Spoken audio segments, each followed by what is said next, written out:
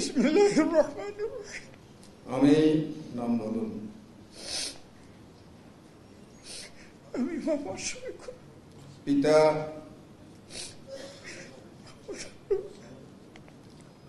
যাকে বাংলাদেশ জামাত ইসলামীর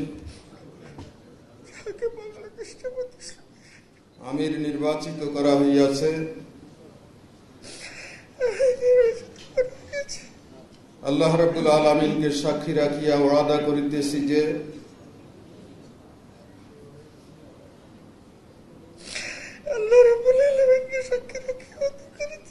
আমি আল্লাহ তাআলা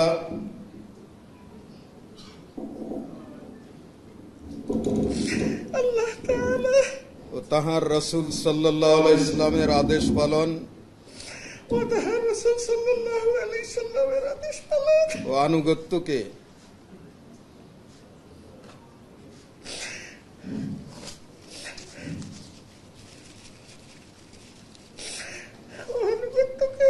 সবকিছুর উপর অগ্রাধিকার দেব